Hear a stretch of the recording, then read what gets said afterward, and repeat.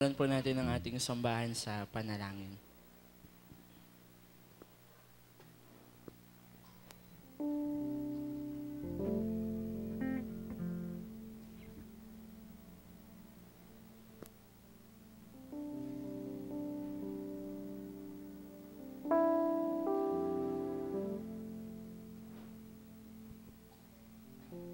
Hello, good morning. Yan, magandang umaga sa ating lahat. Tayo po ay magsisimula na. Salamat sa Panginoon. Okay, let's pray. Dakilang Diyos sa masalangit, salamat Panginoon sa magandang umaga na to Lord, na kung saan ay kami nandito sa inyong kalagitnaan. Kami ay magpapahayag Panginoon ng aming mga pag-ibig sa inyo. Higit sa lahat Lord ay ibigay namin ang aming buhay sa inyo. Kasama nito, Panginoon, ang aming mga puso, kaisipan, Panginoon, na maging mapayapa at may kagalakan, Lord, na magpuri sa inyo at magpasalamat, Panginoon. Salamat, Lord, sa pagpapala na kung saan, Panginoon, ay natanggap namin kaninang maaga pa lamang sa aming pag-gising, Panginoon. Kaya maraming salamat, Lord, na kami ay biniyayaan nyo muli ng panibagong araw na kung saan, Panginoon, ay aharap sa anumat namang pagpapala na nagmumula sa inyo, Panginoon. Kaya maraming salamat, Lord, sa lahat ng pagpapala na aming natanggap sa inyo. Lalo na, Lord, sa umagang ito na kung saan, Panginoon, ay kasama namin kayo, makarinig ng inyong salita, Panginoon. Kung ito man, Lord, ay isang salita mo na kung saan ay kailangan namin na ito'y tanggapin, na ito man ay sa mga pagkakamali na aming nagawa, Panginoon. Maging bukas ang aming mga puso't kaisipan, Panginoon, na ito po'y tanggapin. At isabuhay, Panginoon. Alam po namin, Lord, na kung saan kayo ang siyang aming sandigan. At kalinga sa lahat ng oras, Panginoon. Ang lahat ng inyong mga sinasabi ay tama at sapat sa aming mga kakayahan ng aming mga kaisipan, Panginoon. Kaya maraming salamat, Lord. Sa umagang ito din, Lord, tinatas namin sa inyo patuloy ang aming mga pastor, Panginoon. Dalangin namin, Lord, si Pastor Jimmy na kung saan ay patuloy na siya ay nagpapahinga, Panginoon. We ask for your strength physically sa kanya, Panginoon. At salamat, Lord, dahil sa ganitong paraan, Lord, ay kayo ang siyang kasama niya, Panginoon. Kaya dalangin namin, Lord, ang inyong protection sa kanya. Salamat, Lord, sa wisdom na binibigay niyo po sa kanya. At ganoon din, Lord, ang protection sa kanyang pamilya, Panginoon. Kaya salamat, Lord, sa buhay na patuloy na binibigay niyo kay Pastor Jimmy, Panginoon. Ganoon din, Lord, kay Pastor Arnold, Panginoon. Salamat, Lord, sa protection na binibigay niyo po sa kanya, sa kalakasan, Lord. At salamat sa lahat ng biyaya na pinagkakaloob niyo po sa kanya. At salamat din, Lord, sa protection binibigay niyo sa kanyang pamilya, Lord. Salamat, Lord, dahil nandoon kayo, Panginoon, para handang mag-provide para sa kanila, Panginoon. At ganoon din, Lord, kay Pastor Jesse, Panginoon. Tinataas din namin siya sa inyo, sa senior pastor, Panginoon. Dalangin namin, Lord, na patuloy po siyang bigyan ng wisdom, Panginoon, ng vision, Panginoon, para sa iglesyang ito, Lord. At higit sa lahat, Lord, yung kanyang personal na buhay, Panginoon. We ask for your blessing, Panginoon. Lalo na, Lord, sa sitwasyon niya ngayon, Panginoon, na sila po magkakahiwalay bilang isang pamilya, Lord. Dalangin namin, Lord, ang patuloy na pag-iingat niyo kay Jenson sa barko, Panginoon, sa Logos Hope, Panginoon. We ask for your protection sa kanya. Bigyan niyo po siya ng kakayahan at kalakasan, Panginoon. Salamat, Lord, sa ganitong pagkakataon, Lord, ay nagkakaroon siya ng strong relationship sa inyo, Panginoon. Sa individual, Panginoon, naharap niya yung kanyang pansariling buhay na lumapit sa inyo, magtiwala sa inyo, Panginoon. At higit sa lahat, Panginoon, ay nagagamit niyo siya sa paraan na ninanais niyo, Panginoon. Salamat, Lord, sa boldness na binibigay niyo po para sa kanya. Sa kanyang pagbalik dito, Lord, sa iglesyang ito, ay mas higit pa niya pong makita yung kanyang sarili, Panginoon, na siya po ay makapagbahagi ng inyong salita, Panginoon, sa mga pagsubok o maging mga mga na-encounter niya sa pagsakay niya sa barko, Panginoon, at ma-share niya rito sa aming iglesia, Panginoon. Kaya salamat, Lord, sa blessing na pinagkakaloob niyo kay Jenson, Panginoon. Kaya dalangin din namin, Lord, na bigyan niyo po siya ng sapat na talino, Panginoon, na ang iyong salita ay ang kanyang sandata, Panginoon, sa bawat lugar na kanilang pupuntahan, Panginoon. Salamat din, Panginoon, sa provision niyo financially, Lord, para kay Johnson, Panginoon. Kaya salamat sa lahat ng pagpapala na inyong binibigay niyo po sa kanya. Ganon din, Lord, kay Margie. Dalangin din namin, Lord, ang inyong pag-iingat sa kanya. Salamat, Lord, dahil siya po ay nag-spend ng time para sa kanyang ama, Panginoon. Gamitin niyo po siya bilang isang instrumento, Lord, na maging kalakasan, Panginoon, ng kanyang Papa, Lord, sa mga napagdaanan nilang pagsubok, Panginoon. At ganoon din si Margie, Lord. Ingatan niyo po siya physically, spiritually, Panginoon. At gamitin niyo siya, Lord, sa paraan na ninanais niyo, Panginoon. Lalo na, Lord, sa sitwasyon ng kanyang Papa, Panginoon. Kaya salamat, Lord. Ganoon din kaya Pastor Jesse, Lord. Patuloy niyo po siyang ingatan, Panginoon, sa kanyang kalusugan, Lord. Dahil siya po ay nag-iisa, Panginoon, sa kanyang tahanan, Lord. Dalangin namin, Lord, ang protection niyo sa kanya sa pag-iingat sa lahat ng oras, Panginoon. Kaya maraming salamat, Lord. Ganoon din, Lord, tinatas din namin sa inyo bawat pamilya, Panginoon, ng iglesyang ito, Lord, na kung saan, Panginoon, ay alam po namin, Lord, na kayo ang siya naghahari sa bawat tahanan namin, Panginoon. Pero bagkus, Panginoon, sa pang-araw-araw naming hinaharap, ay minsan nadadaan sa mga iba't ibang problema, Panginoon, ang bawat pamilya, Panginoon. Kaya dalangin namin, Lord, ang protection ninyo, lalo na, Lord, sa mga bata at kabataan, Panginoon, na kung saan ay masigit silang front, Panginoon, sa lahat ng anumang gawain ng kaaway, Panginoon. Lalo na, Lord, yung mga sakit, Panginoon. Ilayo mo po mga batang ito, kabataan na ito, Panginoon, sa mga anumang uri ng karamdaman, Panginoon. At palakasin sila physically, Panginoon. At sa mga anumang tukso ng kaaway, Lord, ay ilayo niyo po sila. Bagos, Lord, ay gamitin niyo po sila bilang isang instrumento ng inyong pagpapala at pag-ibig, Panginoon, sa mga taong kanilang kaharap, Panginoon. Kaya salamat, Lord, sa lahat ng bawat pamilya, Panginoon, sa iglesyang ito, Lord, na kayo ang siya naghahari sa bawat pamilya, Panginoon. At salamat din, Lord, kami ay patuloy na nagkakaisa para sa iglesyang ito. Kung ano man, Lord, ang lahat ng pagpaplano ni Pastor Jesse, Panginoon, sa iglesyang ito, Lord, hayaan nyo na kami ay magpahayag, Panginoon, ng panalangin para sa inyo. Na siya po ay, kung ano man yung mga pagpaplanong ito, Lord, ay may lapit namin sa inyo na mayroong isang layunin, Panginoon, na ito'y magawa namin bilang isang pamilya, Panginoon, sa iglesyang ito para sa siyudad ng Olongapo, Panginoon. Kaya salamat, Lord, sa wisdom at vision, Panginoon, na ibibigay niyo para kay Pastor Jesse, Lord, para sa iglesyang ito, Lord. Ganoon din, Lord, tinataas din namin sa inyo yung nalalapit naming annual picnic, Panginoon, na magaganap sa November 28, Panginoon. Kasama nito, Lord, yung water baptism, Panginoon.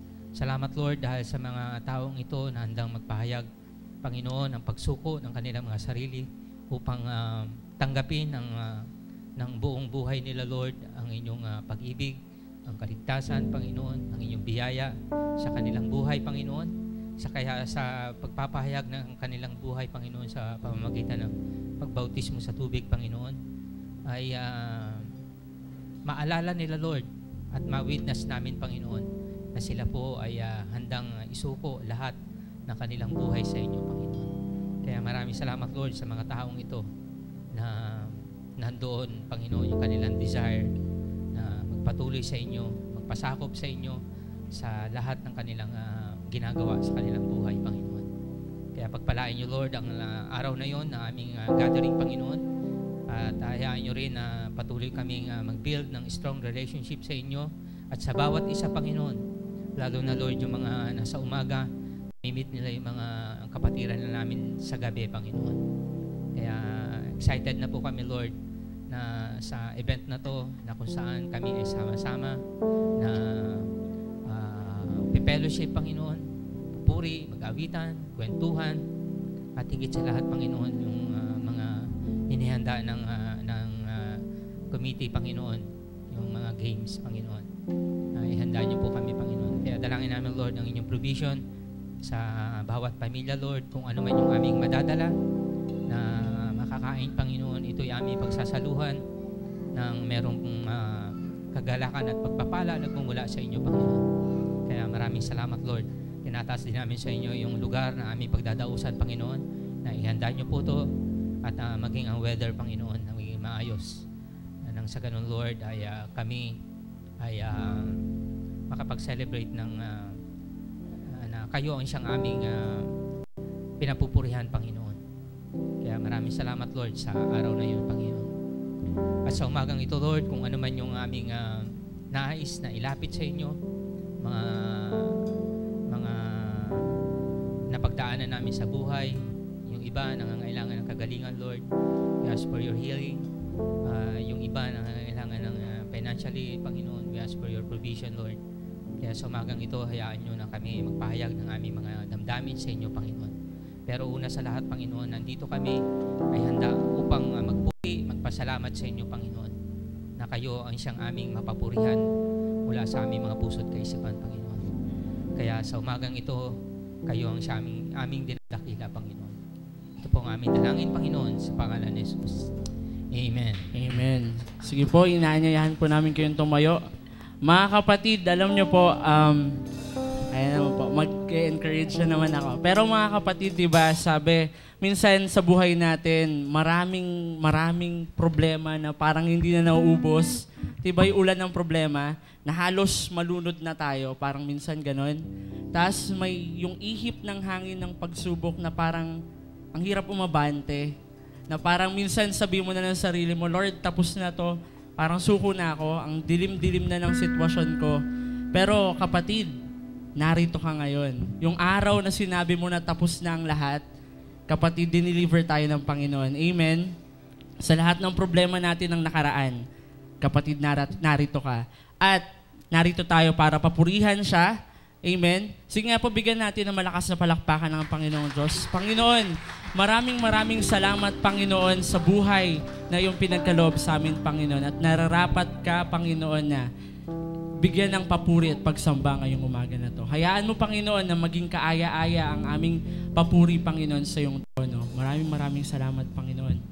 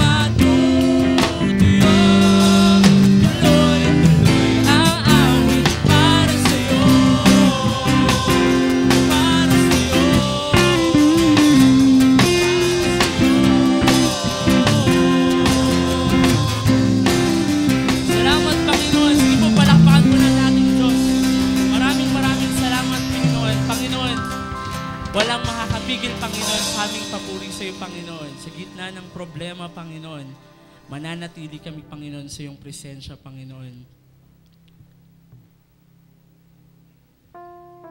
Salamat, Panginoon.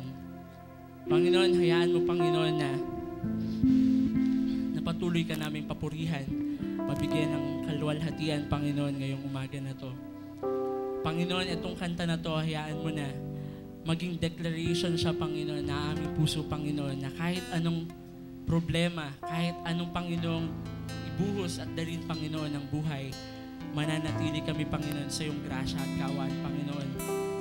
Panginoon, salamat, Panginoon.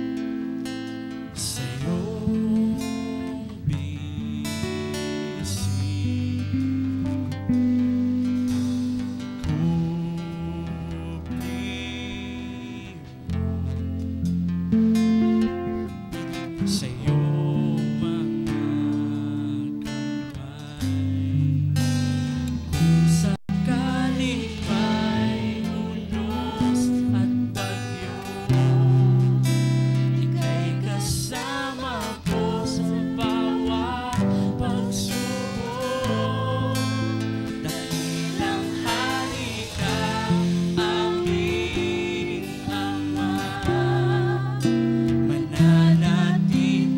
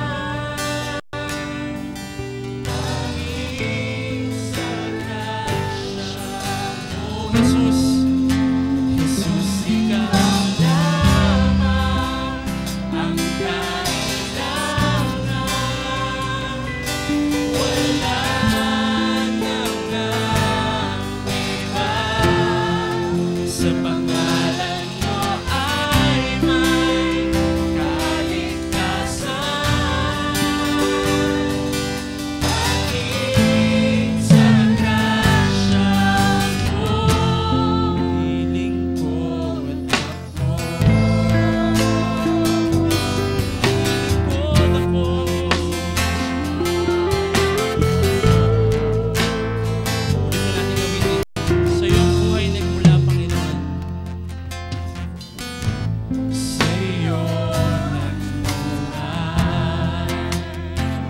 ang panalangin ikaw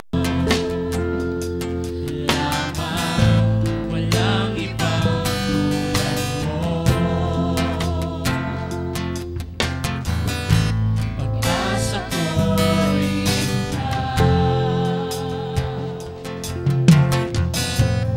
puso ko'y sa'yo lamang, patnubay mo, Diyos. Kailangan wala nang iba, wala nang asa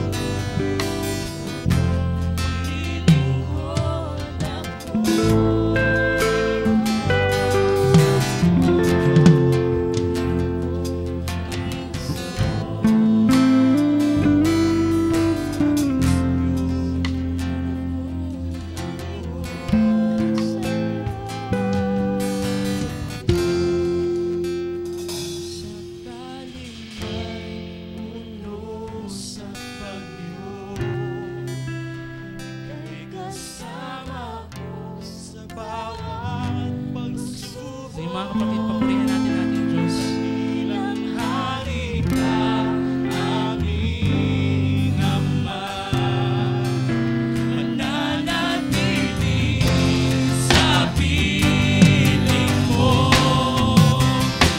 Sakaling may tulong sa iyo, ika'y kasama ko sa bawat pagsubok.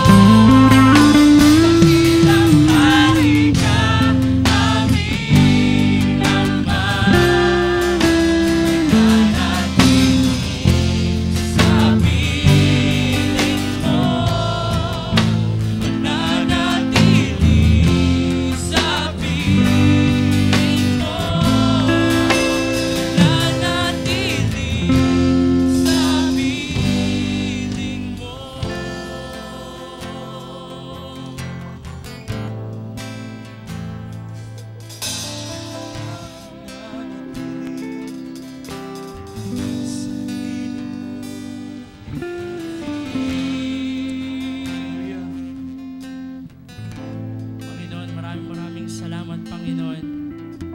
Panginoon, bigyan mo po kami, Panginoon, lakas na manatili sa iyo, Panginoon. Hayaan mo, Panginoon, na pagtibayan mo ang aming puso, Panginoon, ang aming espiritu, Panginoon, na manatili at patuloy na maniwala sa iyong salita, Panginoon. At patuloy mo kaming paglalimin, Panginoon, sa pagkakilanlan namin, Panginoon, sa iyong anak na si Jesus. Panginoon, hayaan mong matuto kami kung paano magmahal, kung paano magsalita at lumakad sa mundo na to, Panginoon, katulad ng iyong anak na si Jesus. Panginoon, sa iyong pangalan, may katagumpayan. Amen. Sa iyong pangalan, Panginoon, may pag-asa, Panginoon. At patuloy kaming kakapit at mananatili. Church, palakpakan natin ang Panginoong Diyos. Maraming salamat, Panginoon. Amen. Hallelujah. Thank you, Lord. Pwede po tayong maupo. Amen. Hallelujah. Hallelujah. Alam nyo, hindi naman nangako ang ating Panginoong Diyos na wala nang bagyo, wala nang unos, wala nang problema, wala nang pagsubok. Hindi po nangako ang Panginoon na mawawala po yan. Ang pangako niya ay sasamahan tayo sa gitna ng unos, ng bagyo, ng pagsubok. At yun ang kakaiba po. Kasi pwede tayong dumaan sa pagsubok, sa problema, sa anumang bagay na maaaring malampasan natin pero hindi natin kasama ang Diyos. Pero pagkasama po natin ang Diyos, alam po natin na pagkatapos ng bagyo, unos at anumang pagsubok, ay matagumpay tayong haharap sa buhay. Mas pipiliin kong dumaan sa mga bagay na ito na kasama ang Diyos kesa naman sa walang pagsubok, walang problema, pero wala namang Diyos sa buhay natin. Di ba? Yun po ang pinagkaiba natin sa ibang tao. Lahat po tayo haharap sa pagsubok, pero sino ang kasama natin? Yung iba, pag dumaan sila sa pagsubok, marami silang tinatawagan, marami silang kinakapitan. Na kung minsan itong mga tinatawagan nila ay hindi dumarating. Minsan itong hinahawakan nila ay nawawala o nasisira. Pero ang Diyos natin, kasama natin sa gitna ng pagsubok. Amen? Amen. Palakpakan natin ang Panginoon. Manatili po tayo sa presensya ng Diyos. Manatili tayo sa Kanyang pag-ibig, sa Kanyang pagmamahal. Patuloy natin siyang paglingkuran. Amen? Amen. Meron ba tayong newcomers, Sister Army? Wala. Okay, so wala po tayong newcomers. So tatawagin ko na po si Pastor Jesse para po sa ating announcement. Thank you, Lord. Let's continue in prayer. Ay pikit po natin ating mga mata. Bow your heads with me as we continue to pray this morning. Thank you, Lord. Thank you, Jesus. Father, we come before you, Lord God, in the name of Jesus. Lord, tinataas po namin ang aming bansa, Lord God.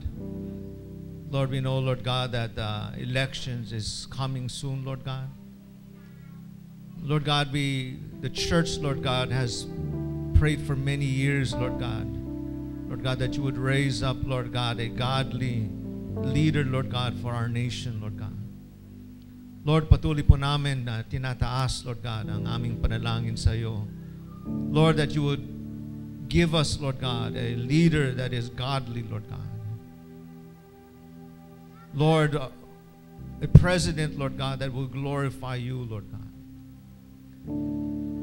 We just pray, Lord, in the name of Jesus, Lord God, even, Lord God, sa aming city, Lord God. We pray for your will to be done, Lord God, concerning those who will sit in office, Lord God. Lord God, from the mayor, vice mayor, the councilors, Lord God. Lord, we just pray, Lord God, that your will would be done, Lord God. Your word teaches us, Lord God, to pray, Lord God, for our leaders, to pray for our city, Lord God. Lord God, that there may be peace, Lord God, in this city. For, Lord God, it is your will that your people live, Lord God, in peace. And so, Father, we pray for this, Lord, in the name of Jesus. And we come against, Lord God, every evil plan, Lord God, of the enemy, Lord God, against this city, Lord God. We come against crime, Lord God, in the name of Jesus. Murder, Lord God, and rape, Lord God, and robbery, Lord God, in the name of Jesus. We come against, Lord God, the plans, Lord God, of the evil one, Lord God, to ruin and destroy the lives of people, Lord God, through these different crimes. We pray for those, Lord God, that the enemy uses, Lord God. We pray, Lord God, for their salvation, Lord, in the name of Jesus. We pray, Lord God, for those, Lord God, that are even in prison, Lord God. We pray, Lord God, for their salvation, that they may come to know you. For we know, Lord God, that it is only through Christ that a man can be changed. And so, Father, we pray for salvation to come to this city, Lord God, in the name of Jesus. Thank you, Father. Thank you, Lord Jesus. Lord, we also pray, Lord God, in the name of Jesus for the United States, Lord God, their coming election, Lord. We know, Lord God, that country has a great influence, Lord God, among many countries, Lord God. And so we pray for the U.S., Lord God, in the name of Jesus. And we pray, Lord God, that your will would be done. We pray, Lord God, that godliness, Lord God, will be restored to that nation, Lord God, in the name of Jesus.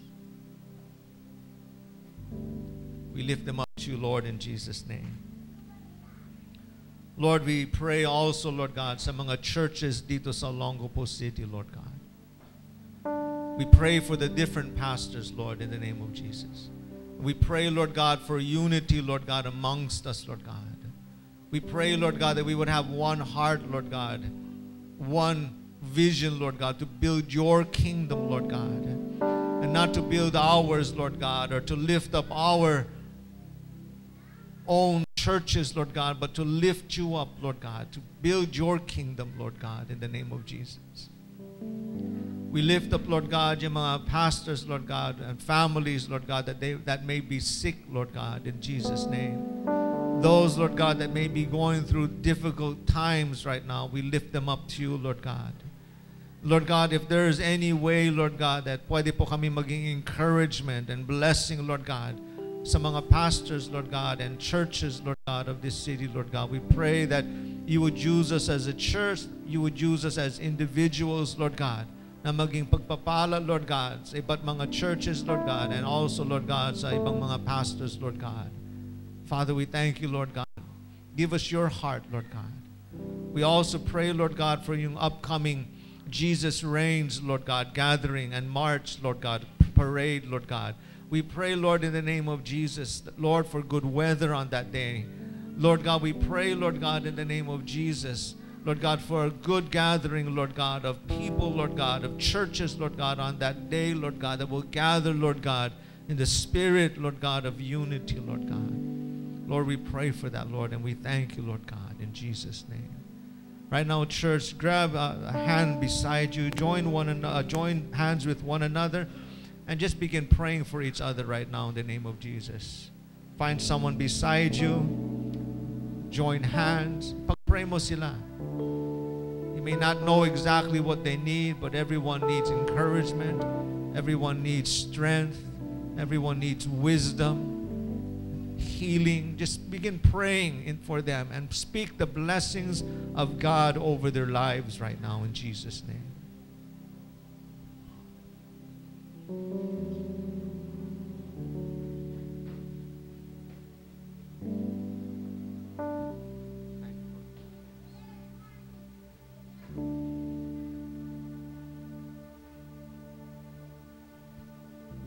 Lord, with our hands joined, we thank you for each other, Lord God. We thank you that we are a family in Christ, Lord God. We thank you, Lord God, that your love, Lord God, flows in us and through us, Lord God. We thank you, Lord God, that, Lord, your love will remain, Lord God. Your forgiveness, Lord God, and understanding, Lord God, will remain as we are one body, Lord God. We give you thanks for each other, Lord God. We give you thanks for this day, Lord.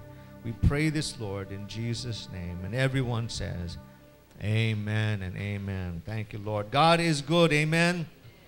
Well, si Pastor Jimmy po, wala this morning, mamayang hapon siya atin.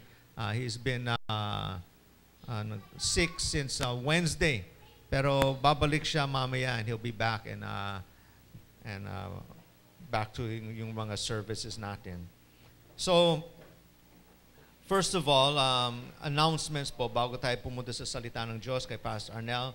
First of all, please and always remember, especially as soon as you come in, alam nyo naman, put your mobile devices on silent or kaya mas maganda on airplane mode para hindi pumasok din yung mga data, no? Yung mga through internet. And so please place your mobile devices on silent or airplane mode. Also, services are broadcasted on YouTube. So yung mga gustong manood ulit, minsan yung napanood nyo yung you attended church, but you want to go back and review it, so you can go to YouTube and you can review the services. Our website, churchoftherisenchrist.net, is up and running. You can visit us on the net. Also, meron tayong podcast that you will find on our website. Find us on Facebook. Remember, as Pastor Jimmy always says, on Facebook, look for the logo kasi merong ibang mga Church of the Risen Christ. One that I know of is in Singapore. But search for that logo, like it, and then you will get all the updates, information, and we will post some pictures, especially pag minsan like on Water Baptism Day. And so you will upload pictures. You can see the pictures and announcements on Facebook. So like our Facebook page, and you will get all the notifications concerning Church of the Risen Christ. Now, Church of the Risen Christ is also on the air sa radyo natin Subic 91.1 Hot FM. The service, morning service, is being recorded. Tapos right after the service, we send it to yung radio natin, and then they broadcast it Sunday evening, 6 p.m. to 7 p.m. And then Sunday service, our service is Tagalog service, ngayon 8 a.m. to 9:30 a.m. And then our English service, mamayang gabi, is 6 p.m. to 8 p.m. Wednesday service is 7 p.m. to 8:30 p.m. Ang teaching po ni Pastor Jimmy is the Master's Way. He's still teaching on the life and teachings of Jesus Christ. Our Women Like Christ service, we had it yesterday, so it's every first Saturday of the month. So yung Women's Fellowship or Women Like Christ service. And then the Youth Like Christ service, every second Saturday is Youth Connect.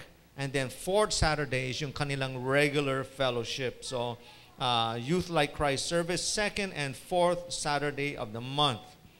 And then after po yung ating service, every Sunday morning and Sunday evening, right after the service, meron po mga naka-assign na dun sa overflow room that will wait for people that still want prayer. Ginawa po natin to is because we know that during the service of 1 hour and a half or 2 hours, we cannot meet the needs of everyone in prayer. And so we offered a added service right after yung evening and morning service. Go to the overflow room, and there will be prayer teams waiting for you to serve you in prayer. Now, itong darating po na November 28 is our water baptism and annual picnic. So that's November 28. That is a Saturday. When you walked in, you should have got isang 1/4 sheet na ganito. So please take note of it. It is on November 28, 2015. Assembly time is 3 p.m. If you want to swim, may fee po per person. So kayo nang bahala sa mag-pay ng fee nyo doon po sa WOW Swimming Pool. The fee per swimmer is 80 pesos po. Hindi namin nakuha ng libre, but they did give us a discount. Ang regular price is 210 pesos. So they gave us a discount of 80 pesos per swimmer. And so if you want to swim, proper attire is required, and then also a fee of 80 pesos. Remember, it is a potluck, so everyone will bring ulam, and then we'll put it on one table, and we will have fellowship with our food and fellowship as we share with one another. Amen? So take note of that. That's November 28. Lastly po sa ating mga announcements, one more announcement pala, two more. Choir practice for our Christmas service will start on November 12. That is Thursday, 6:30 p.m. So yung mga dating members ng choir, remember that. If you want to join the choir, hindi kayo member pero gusto nyo mag-join ng choir for this Christmas service, November 12 is the practice. Thursday, 6:30 p.m. Final announcement po, you should have received also isang 1/4 sheet na ganito. It's November 30, Jesus Reigns. This is a gathering and a parade of all the churches dapat in Olongapo. Now, definitely hindi po lahat sasali, pero majority po ng mga churches sa Olongapo will be involved in this Jesus Reigns march and gathering. So the parade assembly or yung march assembly will be 1 p.m. doon po sa East Tapinac Oval. This is November 30. Parade assembly 1 p.m. at the East Tapinac Oval, and then yung mismong gathering will start around 3 p.m. doon po sa Rizal Triangle. Depende po sa haba ng parade, more or less po, the gathering will begin at 3 p.m. Now those that are sabihin natin disabled, maybe cannot walk, o kaya medyo cannot stand the heat, or are medyo may edad na, and you cannot walk from the oval to the triangle, you can go straight to the triangle at 3 p.m. But we encourage everyone as much as possible, kaya nyo mag-march po tayo mula East Tapinac Oval hanggang Triangle. So remember, Jesus Reigns March and Gathering, November 30, Parade Assembly at 1 p.m., Gathering at the Rizal Triangle, 3 p.m. If you want to buy a t-shirt, the t-shirt is 100 pesos, provided po by yung organization. Hindi po provided through us, but it's provided through the organization. And so they're selling this in bulk. Yung t-shirt hindi ganun kaganda, but in support of the event, we are encouraging people to buy one t-shirt for 100 pesos. Yung 65 pesos mapupunta doon sa gumagawa ng t-shirt. Yung 35 pesos may iwan po dito sa Jesus Reigns, Alongo po organization to fund yung event nito. So if you want to order a t-shirt, please see me, Pastor Arnel, or Sister Army. And you can order, give us your size, give us payment. And then this week, imi-meet ko po yung mga tiga Jesus Reigns Alongo po committee. We'll make your order. We'll give it to you by next week na. So yun lang po ang mga announcements. Pastor Arnel, let's welcome Pastor Arnel for the Word of God this morning. Okay, thank you, Pastor Jesse. Ngayon po ay meron po tayong children ministry, or meron po silang klase. So mga bata, ages 4 hanggang 12, sila ay tumayo at sumama na doon. At may mga guro tayong magtuturo sa kanila. Okay.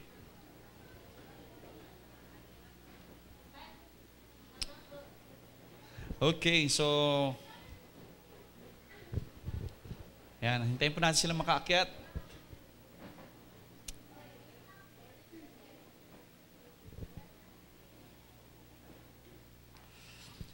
Okay, so I pray na ihanda po natin ating mga puso sa Panginoon sa pakikinig ng Kanyang salita. And I pray na that the Holy Spirit will speak to us today, sapagkat kailangan po natin makarinig sa Panginoon. Although naririnig niyo yung boses ko o boses ni Pastor Jesse, but yung desire po natin is that we can receive or hear from God. Amen?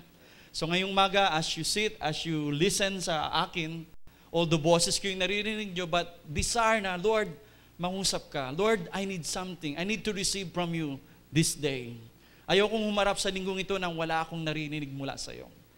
And, God is willing na mangusap sa atin. And He will speak sa atin. Mangungusap siya sa bawat isa sa atin as we desire, as we pray. So, let's pray. Ask the Lord na maghari siya sa ating puso. Panginoon, maraming salamat po muli. Inaanyahan po namin ang iyong banal na Espiritu na mangusap po, Panginoong Diyos, sa aming mga buhay, sa aming mga kalagitnaan, Panginoon. Sapagkat tunay, Panginoon, kung wala ka, wala po kaming magagawa, Panginoon. Ikaw ang aming Diyos, Ikaw ang aming Panginoon, Ikaw ang aming Ama. At nais naming makarinig sa iyo, Panginoon. At salamat po sa pagkakataong ito to come together, to sit at your table, Lord God, and just worship you and just listen sa iyo, Panginoon. Maraming salamat po sa kalayaang ito, Panginoon. And Lord, binubuksan po namin ang aming puso't isipan. Ito pong aming dalangin sa tanging pangalan ni Jesus. Amen. Amen. So kung narito kayo nung last Sunday, and kung wala rin naman kayo, tinalakay natin yung Luke chapter 5 verses 1 to 11. Ito yung patungkol kay Jesus na siya ay nangangaral at maraming tao ang dumudumog sa kanya. At nakaisip siya ng isang paraan para hindi masyado siyang dumugin. Naisip niyang sumakay sa bangka at doon mangaral. At nakakita nga siya ng bangka na nakadaong at isa sa mga nagmamay-ari dito ay si Pedro. At sabi sa Biblia na siya ay nakiusap or he requested na kung maaring gamitin, maaring tumayo doon at ilayo ng konti, sabi niya kay Pedro. At nakita natin na dahil doon ay nakapagpangaral ng salita ng Diyos si Jesus.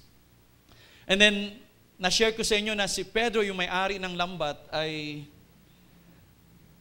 dumaraan sa hindi magandang araw. Sabi ko, he's having a bad day. Kasi buong magdamag silang nangisda, subalit wala silang nahuli.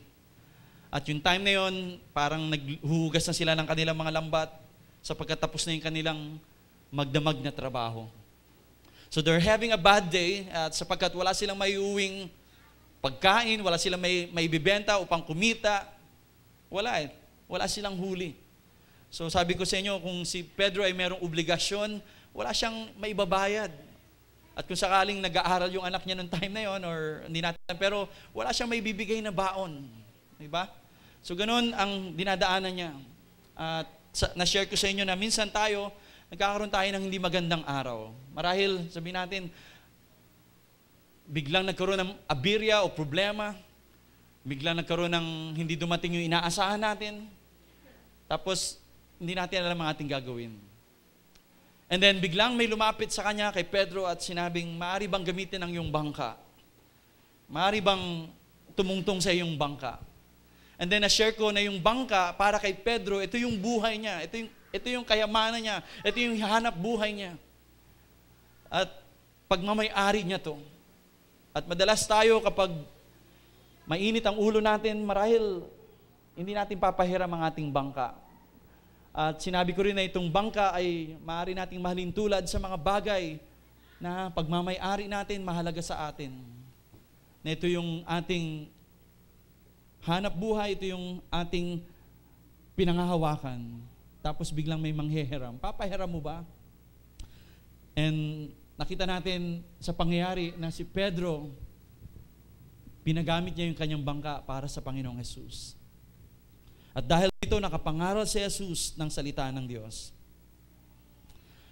At dahil pinahiram ni Pedro ang kanyang bangka bilang intablado dahil doon tumungtong si Jesus. Si Jesus nga ay nakapagpahayag ng salita ng Diyos. And alam nyo, I could imagine na habang nag-aayos ng gamit si Pedro, so nung pinagamit niya, marahil yung kanyang bangka ay nandun lang siya, malapit. Habang siguro inaayos niya pa yung mga lambat and everything, nangangaral si Jesus. Picture this, nangangaral si Jesus. And marahil busy si Pedro, pero nung marahil naririnig niya yung salita, ay unti-unti para bang napupukaw yung kanyang puso't kaisipan dun sa mga salitang pinapangaral ni Jesus. Na unang-una, ang bigat ng kanyang trabaho, tapos biglang humihinto siya at para bang napapalingon kay Jesus. Naririnig niya ang salita na pinapangaral ni Jesus. At ang mga salitang itong naririnig niya, marahil hindi niya matanggihan. Hindi niya pwedeng sabihin na ayoko makinig dito. Pero ang mga salita ni Jesus, marahil ay nangungusap sa kanyang puso't isipan. Yung kanyang puso't isipan na dating nag-aalala dahil wala nga siyang kinita. Pero yung salita ni Jesus ay tila nangungusap, mga salitang lumilikha ng pananampalataya sa kanyang puso. Alam nyo, kasi ang salita ni Jesus, ang salita ng Diyos ay makapangyarihan. Na kapag ito ay narinig ng isang tao, hindi maaaring hindi ito mangusap sa kanyang puso. Kaya maaari nating ilarawan ito sa ating kaisipan na si Jesus habang nangangaral, nandun si Pedro, unti-unti niya naririnig ang salita ng Diyos. At hindi niya ito matanggihan. Sapagkat ang salita ni Jesus ay makapangyarihan. In Hebrews chapter 4 verse 12, sabi dito, sapagkat buhay at mabisa ang salita ng Diyos. Buhay at mabisa. Just imagine, yung sinasabi ni Jesus, yung pinapangaral niyang salita ng Diyos, they are powerful and they are alive. So kung ito ay makapangyarihan, ibig sabihin lahat ng makakarinig ay matatawag ang kanilang pansin. Sapagkat buhay at mabisa ang salita ng Diyos at higit na matalas ito kaysa sa alinmang tabak na may 2 talim. Imagine, mas matalim pa raw ito sa tabak na merong espada o tabak na merong 2 talim. Mas matibay, mas matalim pa ito. Mas mabisa pa. Yan ang salita ng Diyos. Minsan yung mga salitang naririnig natin, pangit na salita, ang sakit, di ba? Mga salitang naririnig natin, minsan lumilika ng pagkatakot sa puso natin. Pero alam niyo ba na mas higit ang salita ng Diyos, na mas matalim, mas makapangyarihan, kapag ito'y narinig natin, ito ay tumatago sa ating puso. Sabi dito, bumabaon ito.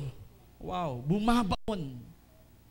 Tulad ng espada, kapag ginamit mo, isinaksik mo, babaon talaga yan dahil matalim. Pero ang salita ng Diyos, mas matalim pa, mas makapangyarihan. Bumabaon ito hanggang sa paghihiwalay ng kaluluwa at ng espiritu at ng kasukasuan at utak ng buto. Ibig sabihin talagang sa kaloob-looban natin, sa puso't isipan natin. Ito ay nangungusap. Tapos nakakatulos ito ng mga pag-iisip at mga saloobin ng puso ng tao. At this time, yung puso ni Pedro, na mabigat dahil wala siyang kita, pero nung naririnig niya ang salita ng Diyos, unti-unting nangungusap. Di ba? Ganyan ang salita ng Diyos. Ngayon, naririnig niyo ang salita ng Diyos, unti-unting pumapasok sa inyong puso, nangungusap, lumilika ng kapangyarihan. Yung dating kaisipan natin na walang pag-asa, unti-unting nagkakaroon ng pag-asa. Yung dating kaisipan natin na madilim, unti-unting nagliliwanag dahil sa salita ng Diyos. Amen? Yan ang kapangyarihan ng salita ng Diyos. Hindi katulad ng salita ng tao. Ang salita ni Jesus ay makapangyarihan. Kaya I could imagine na habang nandun si Pedro, naririnig niya yung salita ni Jesus. Unti-unting nangungusap to sa kanyang puso. Ang mga salitang narinig ni Pedro ay unti-unting nagbibigay liwanag sa kanyang madilim na kalagayan. Di ba? Mga salitang makapangyarihan na bumabago ng ating kalagayan. Maaaring yung kalagayan mo ngayon medyo madilim, paligid mo problema, pero pag pumasok ang salita ng Diyos sa iyong buhay, sa iyong puso, unti-unti niyang babaguhin ang iyong kalagayan. Mga salitang nagbibigay liwanag sa ating madilim na dinaraanan. Minsan, ang dilim ng dinaraanan natin. Minsan, hindi natin alam, ano ba to? Magtatagumpay ba ako dito? Saan ba to patungo? Pero pag dumating ang salita ng Diyos, magbibigay ito ng liwanag at sasabihin sa iyo, oops, diretso lamang. Oops, merong lubak sa tabi. Oops, may lubak sa kanan. Magbibigay ito ng liwanag upang ikaw ay makalakad sa buhay. Mga salitang nagbibigay ng pag-asa sa magulong buhay natin. Pastor, ang gulo-gulo ng buhay namin, yung pamilya namin, ang gulo kamo. Pero kapag ang salita ng Diyos dumating, magkakaroon ng pag-asang maayos. Mga salitang narinig ni Pedro na nagsasabing, marahil narinig niya, huwag kang mag-alala, huwag kang matakot, Pedro. Marahil wala kang kita pero may pag-asa. Merong Diyos na makapangyarihan, merong Diyos na nagmamahal, merong Diyos na nagmamalasakit sa tao. I could imagine yung mga salitang binabanggit ni Jesus patungkol sa kaharian, sa kadakilaan ng Diyos. And somehow, ito ay narinig ni Pedro. Bakit ko nasasabi yan? Sapagkat yung pagtugon ni Pedro ay nagsasabing naroon ang pananampalataya. Ang dating mabigat na puso't isipan ni Pedro ay unti-unting gumagaang. Ang pagiging negatibo ay napapalitan ng pagiging positibo dahil sa mga salita ng Diyos. Siya ay nagkakaroon ng liwanag sa kanyang isipan. Alam nyo, in Psalms 119, verse 130, sabi doon sa Psalms 119, verse 130, the entrance of thy word giveth light, it giveth understanding unto the simple. Sabi doon, yung pagdating ng salita mo ay nagbibigay ng liwanag, nagbibigay ng pag-asa. Yan ang sinasabi sa Psalms 119, verse 130. Kaya napakahalaga na marinig natin yung salita ni Jesus, ng salita ng Diyos. Sapagkat nagbibigay ito ng liwanag.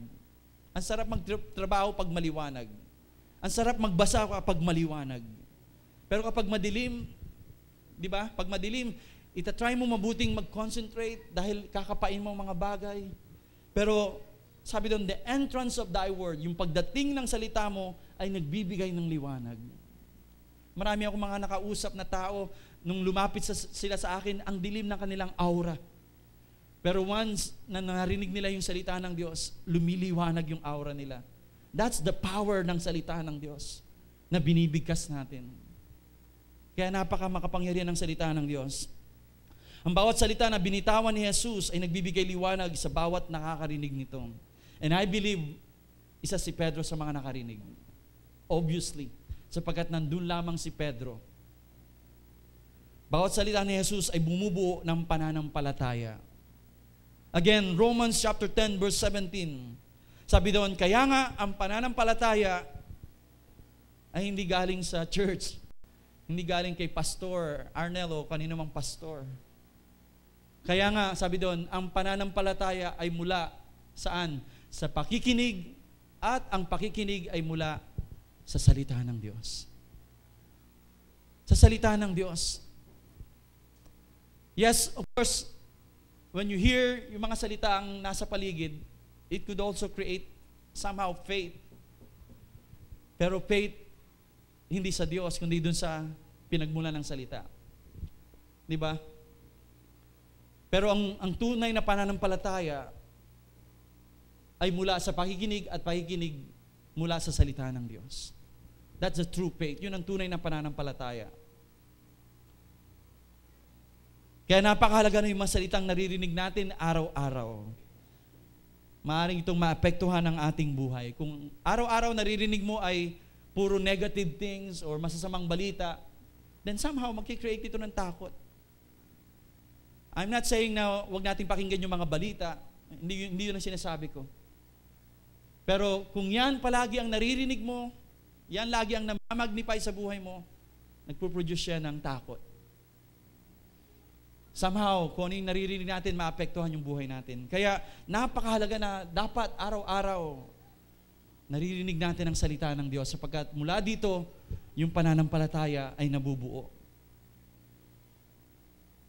Kung palagi natin naririnig masasamang balita, negatibong bagay, ang dulot nito ay takot at pag-aalala. Of course, hindi natin matatakasan yung mga pangit na balita kasi pagbukas mo ng TV, may pangit na balita. Pagbukas mo ng FB mo, Facebook, merong mga pangit na balita. Okay lamang as long as hindi ka doon magko-concentrate. Na every time na merong negative things, narinig mo, of course, pag-pray mo, and then focus, paalala mo yung mga salita ng Diyos. Kaya dapat madalas tayo nagbabasa at nakakarinig na mabuting balita. Mga positibong bagay, mga bagay na totoo at mabuti. Yan ang sinasabi sa Biblia. Na although may mga pangit na balita, although may mga rinig kang mga bagay na hindi maganda, hindi natin matatakasan yan. Hindi tayo pwedeng sabihin na, ay, ayoko na marinig ng balita. No, maririnig at maririnig mo yan. But the Bible instructs us na kung ano yung mga positibong bagay, magagandang bagay, doon tayo mag-concentrate. Doon tayo mag-focus na mas marami. Okay? So, balansihin po natin. Hindi naman natin sinasabi na hindi na tayo makikinig sa radyo o sa TV. We have to listen kasi dapat nating maintindihan kung ano yung nangyayari, kung ano yung pag-pray natin. But the thing is, lagi tayong babalik sa salita ng Diyos. In Philippians chapter 4 verse 8 to 9, sabi doon, sa katapus-tapusan mga kapatid, anumang mga bagay na totoo, anumang marangal, anumang matuwid, anumang dalisay, anumang mga bagay na kaibig-ibig, anumang mga mabuting ulat, kung mayroon mang kabutihan at anumang kapuri-puri, ang mga bagay nito ay isipin nyo. O ito dapat daw ang ating pinapakinggan. Ito yung ating pinagbubulay-bulayan. Although maraming problema, pero mas malaki ang aking Diyos. Although mataas ang mga bilihin, pero mas mataas ang aking Diyos. Di ba? Although may kahirapan, pero ang Panginoong Diyos nagbibigay ng kalakasan sa akin, sabi sa salita ng Diyos. Although madilim, parang hindi ko kayang harapin ang buhay, pero sabi sa salita ng Diyos, bibigyan niya tayo ng lakas, bibigyan niya tayo ng liwanag. Ito daw ang ating isipin, ito daw ang ating pakinggan. Ang mga bagay din na inyong natutuhan at tinatanggap at narinig, nakita sa akin ay isagawa nyo. Ipamuhay natin. And then sabi doon, sa gayon ang Diyos ng kapayapaan ay isa sa inyo. So yun po ang pangako ng Diyos. Kaya maganda na pinapakinggan natin ang mga salita ng Diyos. So again, I could imagine Peter na naririnig niya ang mga pangaral ni Jesus. And then magpatuloy po tayo. And after that, nakapangaral nga si Jesus. And then, alam ni Jesus ang kalagayan ni Pedro. at ang kanyang mga kasamahan. Alam ni Jesus na hindi maganda yung araw ni Pedro dahil wala nga silang huli.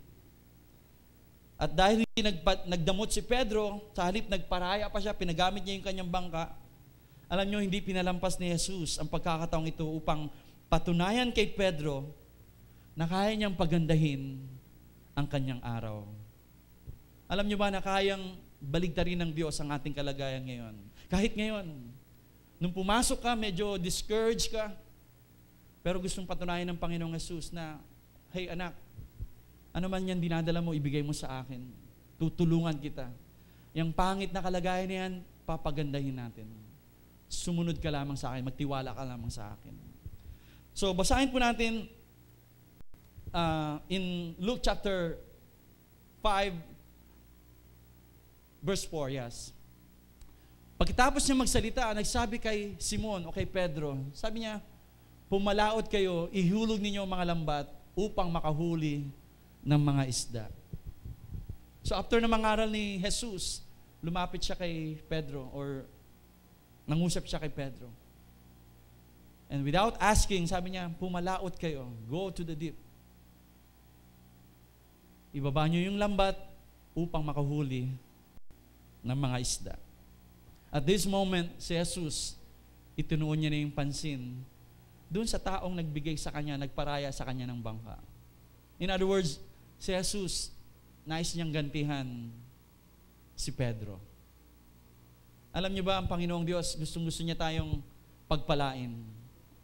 Lalo na kapag tayo'y nagparaya, sakripisyo, ang Diyos hindi siya nakakalimot. Siya ay makatarungan. Alam na alam niya yung pinaggawa nating sakripisyo para sa Kanya. And meron akong nais basahing scripture in Hebrews chapter 6, verse 10. Sabi doon, in Hebrews chapter 6, verse 10, ang Diyos ay makatarungan at hindi niya kakalimutan ang inyong mga gawa at pagpapagal sa pag-ibig na inyong ipinakita sa Kanyang pangalan. Alam niyo, lahat tayo, every one of you, you worship the Lord, meron kayong sinakripisyo, meron kayong binigay sa Panginoon. Hindi nakakalimutan ng Panginoong Diyos yan. And God is about to give back to you yung mga binigay mo. Hindi siya nakakalipot. Katulad ng ginawa niya kay Pedro. Sabi niya kay Pedro, pumalaot kayo, ihulog niyo ang lambat upang makahuli ng mga isda. Again, kung ikaw si Pedro, ano kayang reaction natin? Okay? To tell you the truth, hindi naman madali itong pinapagawa ni Jesus. Bakit, Pastor? Hindi madali ang pinapagawa ni Jesus kila Pedro. Remember, sila ay pagod na, puyat, dahil kapapalaot lamang nila. At ang pinaka-worst nito, wala silang huli. Imagine, nagpagod ka tapos walang kita. Yun ang talagang down na down ka. At ngayon, inuutusan sila ng taong ito, si Jesus, na pumalaot ulit, ihulog ang kanilang mga lambat. Di ba? At dito masusukat yung pagtitiwala ni Pedro kay Jesus. Na marahil ngayon niya lamang nakita, narinig si Jesus. Ito ay isang pagsubok para kay Pedro. Alam niyo, maaaring sa isip ni Pedro, ano ba ang alam ng taong ito na sabi isang anak ng karpintero? Anong alam nito sa pangingisda? Marahil ito yung nasa isip ni Pedro. Maaaring sabi niya, aba, matagal na akong nangingisda. Ako ang kapitan ng aking bangka.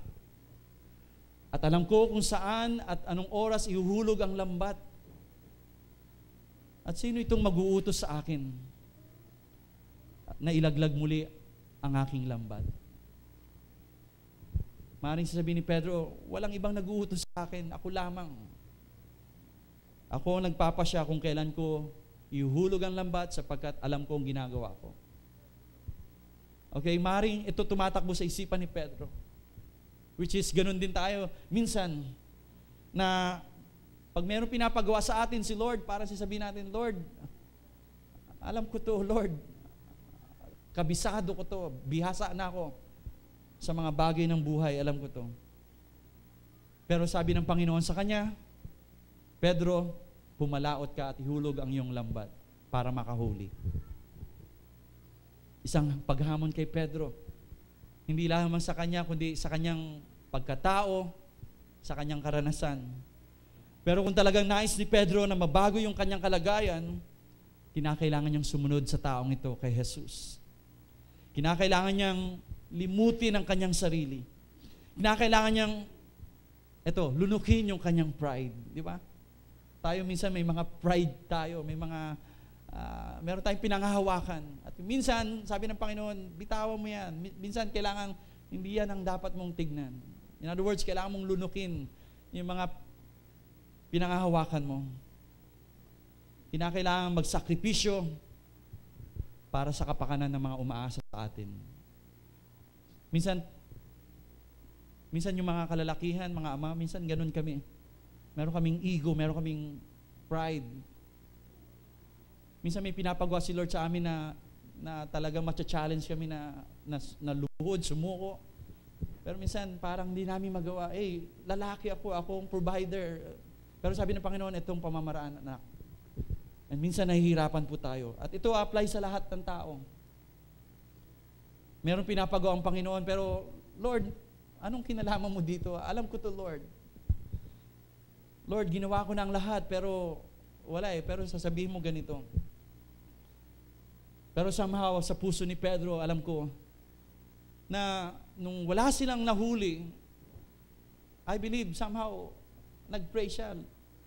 Panginoon, tulungan mo kami. Meron bang Diyos dyan sa taas na somehow meron kaming mauwing kita sa aming pamilya? Di ba? Na meron bang mas makapangyarihan dyan na mag-uutos sa mga isda na lumapit sa amin upang meron kaming mauwi sa aming pamilya. Sa kanyang kalooban, humingi siya ng saklolo. Sapagkat, yun nga, masama yung araw, walang kita. Nais niyang mabago yung kanyang buhay, yung kanyang kalagayan. Dahil may naghihintay sa kanya. And ganun din tayo minsan. Kung talagang nais natin ng pagbabago, kailangan nating sumunod sa pinapagawa ng Diyos. Sabi ng Diyos, ibigay mo yan. Lord, paano na? Konti na lang ito Lord, sabi ni Lord, ibigay. Sabi ni Lord, gawin mo to, patawarin mo siya. Sabi ni Lord, tanggapin. Lord, sakit ng ginawa niya. Lord, hindi pwede akong humingi ng tawad dahil ako to di ba? My pride, my ego. Pero sinasabi ng Panginoon, gawin mo ito, anak ko.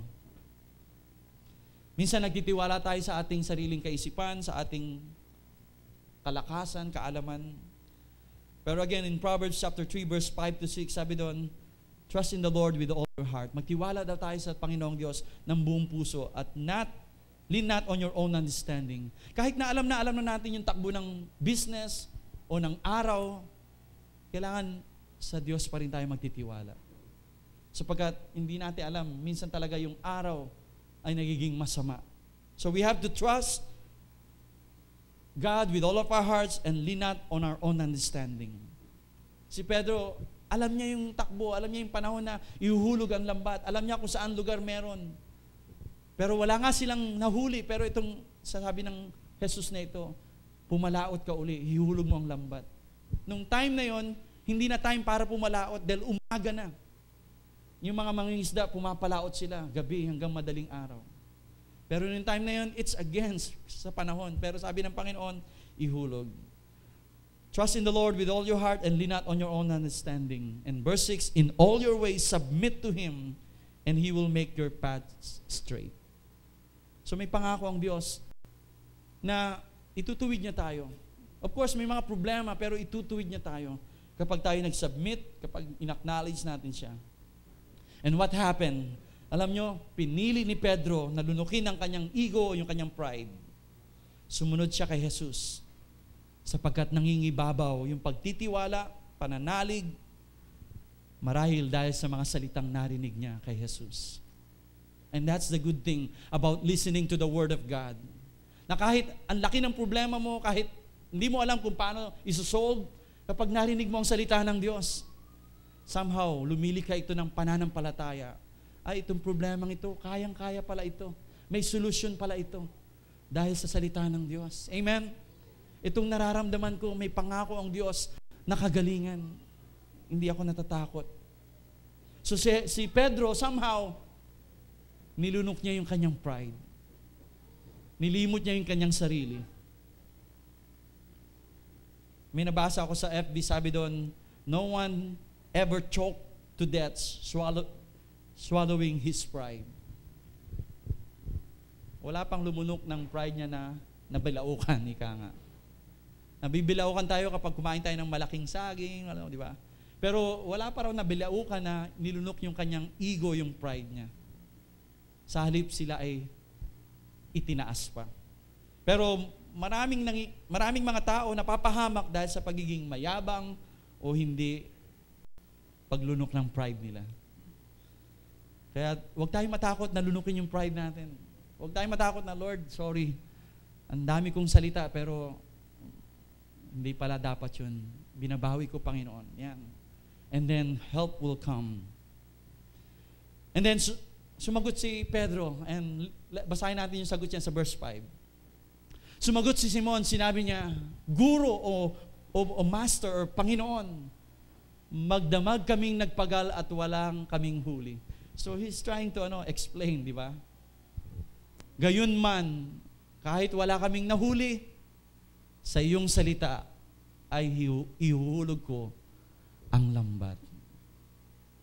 And this is powerful para sa isang tao na may pagsubok, may having a bad day, pero dahil narinig niya yung salita ni Jesus, kahit wala silang huli, pero sabi niya doon, gayon pa man sa iyong salita, dahil sa sinabi mo, Guro, Panginoon, gagawin ko.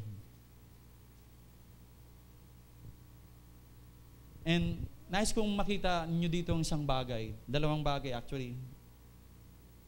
Nais kong makita natin ang napakahalagang bagay dito. Alam niyo yung pagsunod ni Pedro ay hindi nakabase sa kanyang makukuhang blessing. O dahil may ibsan yung kanyang problema. Hindi po doon nakabase. Kasi minsan tayo, maraming tao na susunod sila sa Diyos dahil sa blessing. O dahil para mapabuti yung buhay, susunod sila sa Diyos. Pero kapag hindi nangyari, yung iba, tatalikod, sasabihin, ay, ganun din pala eh. Ganun din pala ang pagiging Kristiyano. Gusto lamang minsan ng tao natin ay yung blessing, not the blesser. And si Pedro, yung kanyang pagsunod, gusto ko ipakita sa inyo na hindi dahil sa mababago yung kanyang pangit na araw, hindi dahil sa may mauwi siyang kita, hindi po doon nakabase yung pagsunod niya. Which is dapat ganun po tayo. Minsan tayo pupunta sa church dahil may malaking problema. Sabi nila, pag umatin ako sa CRC, matutulungan ako sa problema. Sabi nila, magaganda ang buhay ko. At pag hindi nangyari, ganun din pala. Kasi ang hinahanap yung blessing. Pero si Pedro, tignan nyo, ang pagsunod ni Pedro ay hindi nakabase sa kanyang kikitain, sa kanyang gagawin ni Jesus. Hindi. Nakabase ito kung sino si Jesus at sa kanyang salita. Sabi doon, tinawag ni Pedro ang guro or master. And yung salitang master or teacher, which is equivalent to Lord, ruler, sovereign, principal, the main, the chief, or the king. So, kahilintulad po yan ng salitang guro. And tinawag, in-address ni Pedro si Jesus na guro or master. Kinilala, ginalang ni Pedro si Jesus bilang hindi lamang ordinaryong tao. Although, marahil first time niyang narinig, nakita si Jesus, pero dahil sa kanyang mga narinig na kwento patungkol kay Jesus, tinawag niya, at napakahalaga to that we address Jesus as Lord, Master, King, Teacher. And when we say that, ibig sabihin siya ay nakakahigit sa lahat. He is above all things. Nung panahon na yun, pag sinabi mong teacher, master, It is equivalent to Lord, ruler, sovereign. You are the principal, you are the main, you are the chief, you are the king. In-address niya si Jesus. Hindi lamang anak ng karpintero, which is, siya ay anak ni sinong tatay niya? Jose. Yeah, si Jose, na isang karpintero. Pero sabi niya, guro. So, doon mapapansin natin that kinilala ni Pedro si Jesus bilang guro. Ikaw ay hari, ikaw ang main thing, ikaw ang kapitan. So lahat ng tingin niya sa kanyang sarili dating siya yung kapitan ng kanyang buhay, ng kanyang bangka, ay itinuon niya kay Jesus. At sabi niya, dahil sa sinabi mo, gagawin ko. Dahil sa pangungusap ni Jesus, gagawin ko. Alam niyo ba in Ecclesiastes 8:4, sabi doon, for the word of the king is supreme, and who may say to him, what are you doing? Sa Tagalog, ang utos ng hari ay di mababali at walang makakatutol sa anumang gawin niya. If Jesus is king, if Jesus is Lord, then lahat ng sabihin niya is supreme. Amen? Kala ko nung bata ako, kasabihan lang ang utos ng hari ay hindi mababali. But then it's written in Ecclesiastes 8:4, ang utos ng hari ay di mababali at walang makakatutol sa anumang gawin niya. Hindi natin pwedeng question yung sinasabi ng Panginoon. Hindi pwedeng sabihin ni Pedro, Lord, ano ka? Anak ka lang ng karpintero. Ako, veteranong mangingisda. Sasabihin mo, papalaot ulit ako. Pero sabi ni Pedro, dahil ikaw ay hari, dahil ikaw ay guro, ang utos ng hari ay di mababali. And that's supreme, that's powerful. Kaya sabi ni Pedro, dahil sa sinabi mo, gagawin ko. Do you get the point? And also sabi doon, hindi naman sinabi ni Jesus na pumalaot kayo para makahuli ng marami. Wala namang garantiya na makakahuli sila ng marami. Katunayan, kapapalaot lang nila, pag-uwi nila, 0. Anong garantiya na pag pumalaot sila, makakahuli sila ng marami? Wala. Pero sabi ni Jesus, guro, hari, dahil sa sinabi mo, gagawin ko. In other words, walang pakialam si Pedro kung may mahuli sila. Ang pakialam niya ay si Jesus ay hari. Siya ay nakakataas, nakakaalam ng lahat ng bagay. At dahil sa sinabi mo, gagawin ko. And alam niyo mga kapatid, minsan may mga bagay na hindi natin maintindihan ng Panginoon, ginagawa niya. But because we honor Him as Lord, and because we know that His Word is powerful, gagawin natin. Amen? Pag sinabi niyang, lapitan mo siya, patawarin mo. Lapitan mo siya, mahalin mo. Lapitan mo siya, bahagi naman ng salita. Dapat ang response natin, hindi, Lord, nakakahiya eh. Lord, kilala ko yung taong yun. Pag sinabi kong Bible, baka batuhin ako eh. Pag sinabi ng Panginoon, isang bagay pinapagawa sa iyo. Because He is Lord, He is King, He is Master, He is the main chief, everything. Sundin natin ang Panginoon. Sabi niya, ihulog niyo ang mga lambat upang makahuli ng mga isda. Again, hindi naman sinabi ni Jesus na ihulog niyo ang lambat, marami kayong mahuhuli. Hindi. Basta sinabi ni Jesus, pumalaot kayo, ihulog mo ang lambat para manghuli. At ganun nga ang ginawa nila. Verse 6, sabi doon, pagkagawa nila ng gayon, eto na yung resulta. Nakahuli sila ng napakaraming isda at ang lambat ay napupunit na dahil sa dami. Kinawayan nila ang kaniyang mga kapwa mga isda na nasa ibang bangka upang lumapit, upang tulungan sila. Lumapit sila at pinuno ang dalawang bangka, kaya sila ay papalubog. Overflowing na, in other words. Okay? Overflowing na yung blessing ni Pedro. Marami na siyang ibibentang isda. Marami na siyang pambayad. Marami na siyang papaksiwing isda. Marami na siyang lulutuing isda. Dahil siya ay nagtiwala, sumunod kay Jesus. Sabi nga, trust and obey. We have to trust God. Minsan kahit alam mo na ang araw, pagpasok ng Lunes, alam mo na yung araw mo, di ba? But pag gising natin sa umaga, Lord, thank you for this day. Lord, nagtitiwala ako sa iyo. Nabibigyan mo ako ng lakas, bibigyan mo ako ng gabay, bibigyan mo ako ng ganito. Sapagkat siya ang the supreme. Siya yung the chief. Siya yung the principal thing. Alam niya ang lahat ng pangyayari. At kung ano yung sinabi niya, gagawin natin. And we know the story, sabi doon, verse 9, na makita yun ni Simon Pedro, nagpatira pa siya sa tuhod ni Jesus. Sinabi niya, Panginoon, lumayo ka sa akin sapagkat ako'y isang taong makasalanan. And here we are, a holy God and a sinful man, nagtagpo. And obviously, si Jesus ay banal, si Pedro ay makasalanan.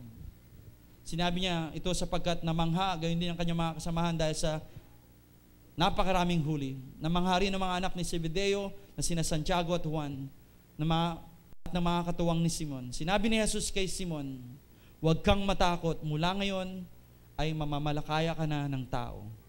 Pagdaong nila ng bangka, iniwan nila ang lahat at sumunod kay Jesus. So an encounter with God, nagbago yung buhay ni Pedro. Sumunod siya kay Jesus. Alam niyo, si Pedro ay mapalad hindi dahil sa anumang bagay na ginawa niya. Ikaw ay mapalad, ako ay mapalad dahil sa anumang bagay na ginawa natin, hindi po. Tayo ay mapalad dahil kung sino si Jesus at ang kapangyarihan ng kanyang salita. Amen? You are blessed because of our King. You are blessed because of His promises. Tayo ay mapalad hindi sa anumang bagay na meron tayo, kundi dahil kung sino ang ating Diyos. At siya yung ating Ama. At sabi niya, huwag kang matakot, anak.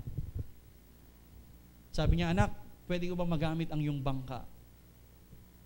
Yung bangka ay mga bagay sa buhay natin na pinapahalagahan natin. Na sometimes we have to allow them na gamitin ng Panginoon. Minsan, hihingin talaga ito ng Panginoon. We should allow God to use them. Yung bangka na sinabi ko last week, it could be talent, it could be lakas, it could be financial, it could be material things sa buhay mo na madalas hinahawakan mo, pero sabi ng Panginoon, pwede bang akin muna yan? Pwede bang kalimutan mo muna yung bangka mo na yan? And remember, one time sabi ni Jesus, lumakad ka Pedro sa tubig. Hindi pwedeng lumakad si Pedro sa bangka. Kailangan humakbang siya, umalis ng bangka. And na-share ni Pastor Jesse, Pastor Jimmy, that miracles happen, hindi dun sa bangka, kundi when we go out of the boat, dun nangyayari ang pagkilos ng Panginoon. Also remember Noah. God provided a boat for Noah, pero at the time, kailangang umalis ni Noah sa bangka o sa arko. Hindi sila mamumuhay sa bangka. Lalabas sila. Susunod sila sa Panginoon. Boat is a picture of salvation, kaligtasan, di ba? Pero itong bangka natin sa buhay nito, maaring lumubog, maaring masira. Pero kapag kasama natin si Jesus sa kanyang presensya, kahit lumubog yung bangka, mananatili tayong kasama niya, katulad ni Pedro. Amen? Yuko po tayong lahat, pikit natin ang ating mga mata. Hallelujah. Nice kung tawagin yung worship team and let's sing that song again. Still or mananatili. At habang lahat na kayo ko nakapikit ang mga mata, alam ko na ang Panginoong Diyos ay nangungusap sa inyo. Kahit kayong mga nasa tahanan nakakarinig ng aking boses, sabi ng Panginoong Diyos, huwag kayong matakot. Bagamat may unos, may bagyo, may pagsubok, anak, naroon ako. Kailangan mo lamang magtiwala, tumingin sa akin.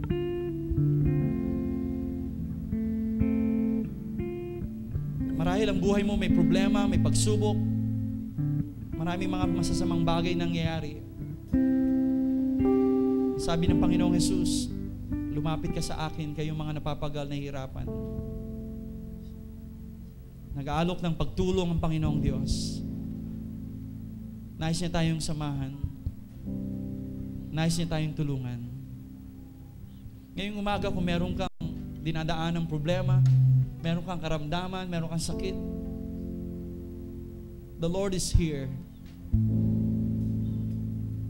Yung pangit na pakiramdam mo, yung pangit na pangyayari sa buhay mo, maaring baguhin ng Panginoong Diyos kung ikaw ay magtitiwala lamang at susunod sa Kanya. At tandaan natin, huwag tayong sumunod, huwag tayong lumapit sa Diyos dahil sa pangako, dahil sa blessing. Lumapit tayo sa Diyos dahil Siya ang hari, Siya ang dakila sa lahat, Siya ang Panginoon, at ang Kanyang salita ay makapangyarihan. Doon po tayo mag-focus. Hallelujah. Hayaan po niyo yung kantang ito na mangusap sa inyong mga puso. Kantahin po natin ito. Gawin po natin itong panalangin at deklarasyon ng ating pananampalataya. Hallelujah.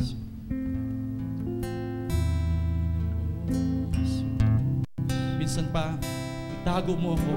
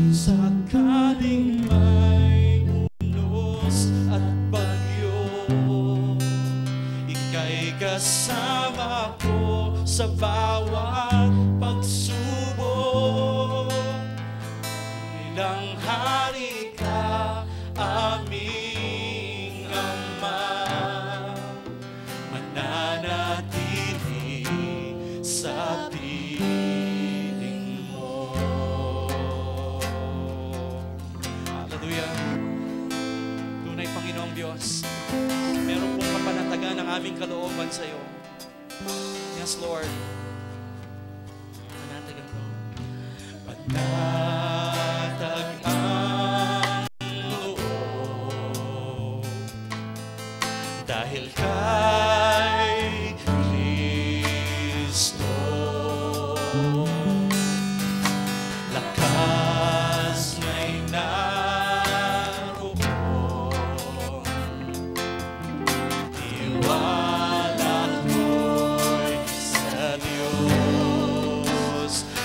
Sa daling may unos at bagyo, ika'y kasama ko sa bawat pagsubok.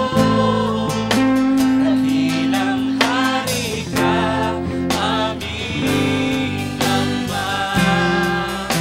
nananatili sa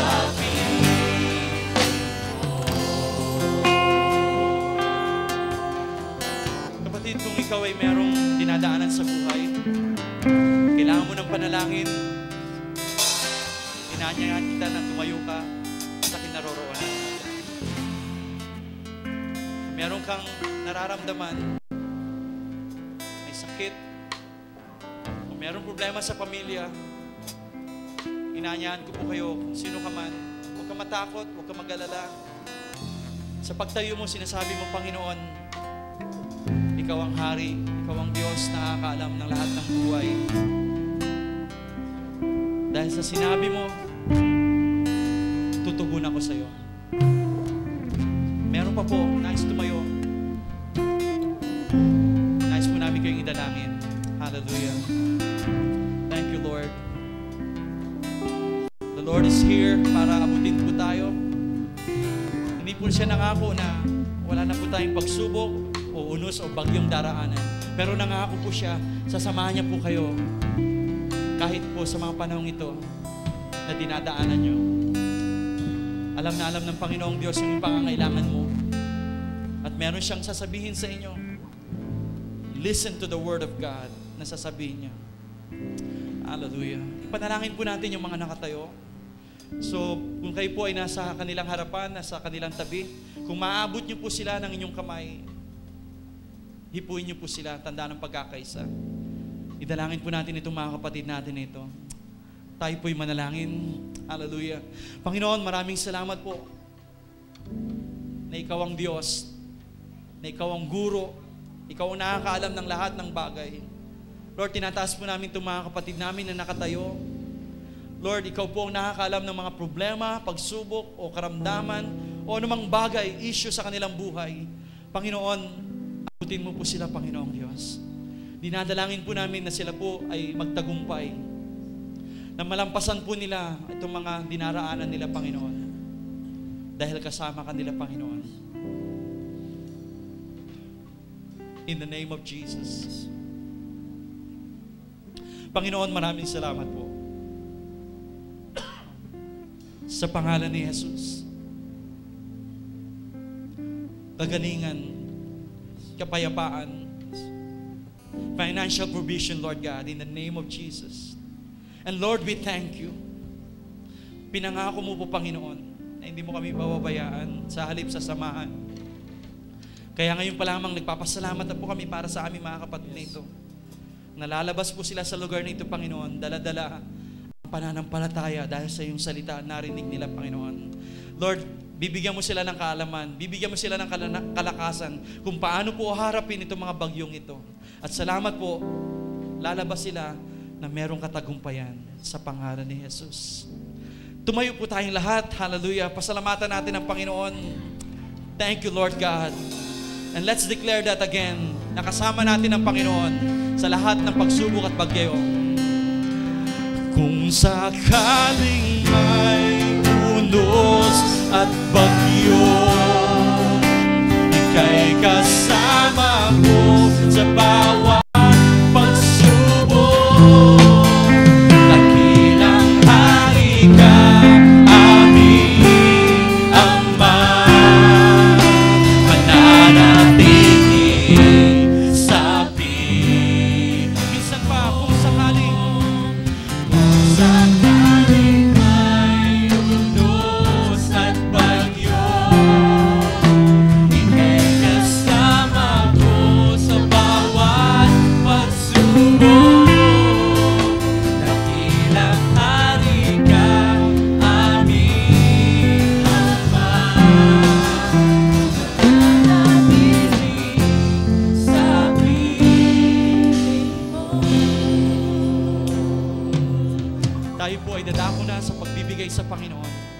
patuloy nating sambahin ng Diyos sa pamamagitan ng pagbigay natin ng ikapo at ng ating handog.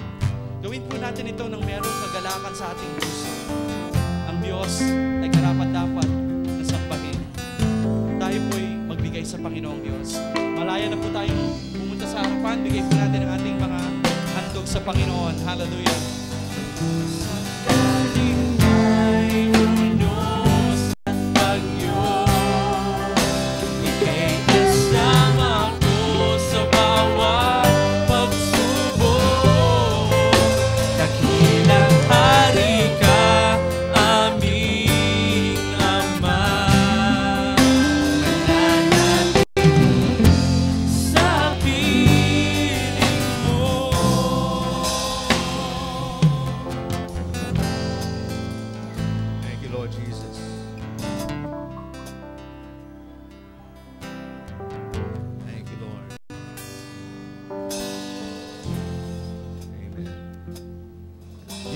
You are blessed by God. Amen. You are blessed by God. You are blessed through His Word. You are blessed through His Spirit. You are blessed by God. Amen. Kaya mga kapatid, as you go out into this city, as you go to work, as you go to school, as you go home, from Monday to Saturday, God bless you to be a blessing. Amen. Let us close in prayer. Father, in the name of Jesus, we thank you, Lord God, for today. We thank you, Lord God, for your word. We ask, Lord God, that you would take, Lord God, what you put in us, Lord God, and allow us, Lord God, to bring it to others, Lord God. Lord God, we speak a blessing over this city, Lord God. We pray, Lord God, thy will be done, Lord God. This we pray, giving you glory and honor, Lord God. And everyone says, God bless Olonga po. Sige po, patuloy po nating awitan ng Diyos.